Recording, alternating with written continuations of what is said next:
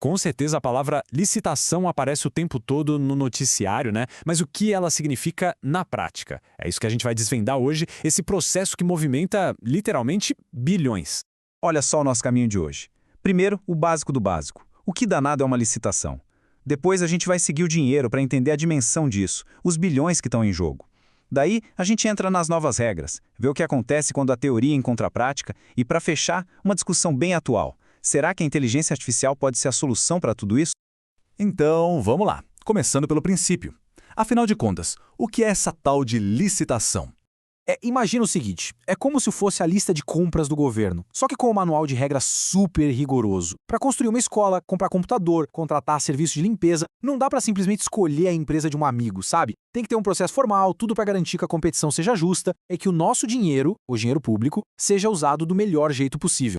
E essa é a definição de livro. Digamos assim, é um procedimento obrigatório que busca duas coisas ao mesmo tempo: conseguir o melhor preço e a melhor qualidade para o poder público e dar para todas as empresas que se encaixam nas regras a mesma chance de participar. É a busca pelo equilíbrio. Ok, agora que a base está clara, vamos falar do que realmente impressiona, os números. E olha, quando o assunto é licitação no Brasil, os valores são gigantescos. Para se ter uma ideia, dá uma olhada nisso aqui. O Proderj, que é o Centro de Tecnologia do Rio de Janeiro, abriu licitações recentemente para soluções de tecnologia que podem passar e muito dos 145 milhões de reais. É muito dinheiro para apenas 2 contratos. Mas não é só sobre gastar, é também sobre economizar. E quando o processo funciona direitinho, a economia é igualmente impressionante. Pega o exemplo de Manaus. A cidade conseguiu economizar, pasmem, 2,4 bilhões de reais. Como? Simplesmente aplicando as regras de licitação e forçando uma competição maior nos seus contratos.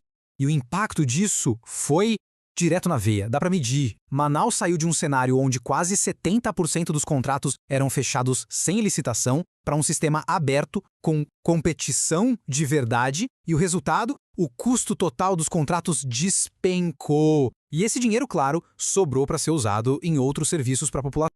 E é importante lembrar que isso não acontece só em contratos gigantes de tecnologia, não. Isso está no nosso dia a dia. São coisas como os 30 milhões de reais para asfaltar ruas num bairro em Cascavel, no Paraná, ou a contratação da coleta de lixo, são serviços essenciais.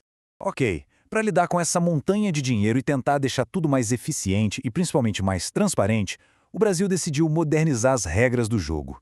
E aí entra a nova lei de licitações. Essa nova lei, a 14.133, ela traz uma mudança de filosofia, sabe? A ideia é sair daquela busca cega pelo preço mais baixo e começar a pensar no melhor resultado como um todo. Qualidade, durabilidade, eficiência, tudo isso entra na conta. E essa lei se apoia em 3 pontos-chave. Primeiro, planejamento. E um planejamento sério, robusto, com estudos técnicos antes mesmo de a licitação começar. Segundo, tudo digital. A regra agora é que o processo seja eletrônico, para todo mundo poder ver.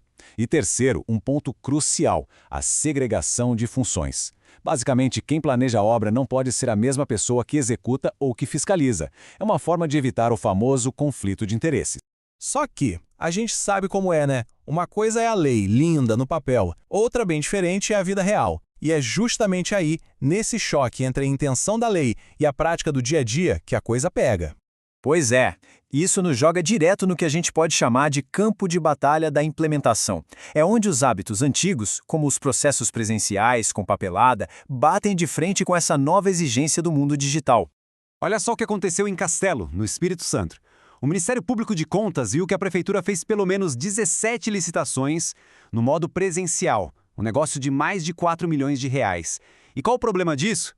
Bom, ao fazer presencial em vez de eletrônico, eles acabaram na prática restringindo a competição só para as empresas dali da região. Ou seja, fizeram exatamente o contrário do que a nova lei prega, que é transparência e o máximo de competição possível. E claro, esse não é um caso único, isolado no mundo. Ele é um retrato perfeito desse atrito, dessa dificuldade que existe para migrar de um sistema antigo, mais analógico, para esse novo modelo digital e mais transparente. Bom, se a implementação feita por gente é tão complicada, cheia de resistência, o que aconteceria se a gente tirasse o fator humano da jogada? É aqui que a conversa fica bem futurista e até polêmica, com a ideia de usar a inteligência artificial para gerenciar tudo isso. Aí surge a grande questão, né? A ideia de um algoritmo, uma máquina supostamente imparcial, que poderia acabar de vez com o jeitinho, com o favorecimento, com a corrupção. Será que essa seria a bala de prata para um dos problemas mais antigos da administração pública?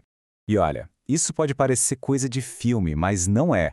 A Albânia, por exemplo, deu um passo bem concreto nessa direção. Eles criaram uma inteligência artificial, a Diela, e deram a ela o cargo simbólico de ministra de Contratações Públicas. A missão dela? Supervisionar todas as licitações do país, na tentativa de zerar a corrupção.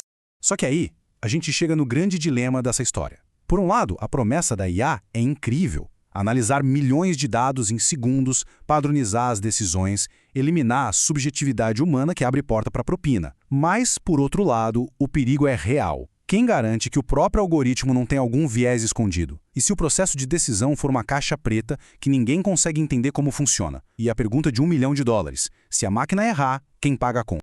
É como alguns analistas vêm alertando. Existe um paradoxo muito perigoso nisso tudo. O sistema que foi criado para combater a corrupção pode, ironicamente, já nascer com o problema dentro dele, só que de uma forma nova, a corrupção algorítmica. E tudo isso nos deixa com uma última pergunta, uma provocação para a gente pensar. Conforme a gente vai dependendo mais e mais da tecnologia para garantir que as coisas sejam feitas do jeito certo, a gente precisa definir de quem é a responsabilidade final. O futuro dos gastos públicos, ao que tudo indica, vai ser digital. Mas a ética, essa continua sendo uma questão fundamentalmente humana.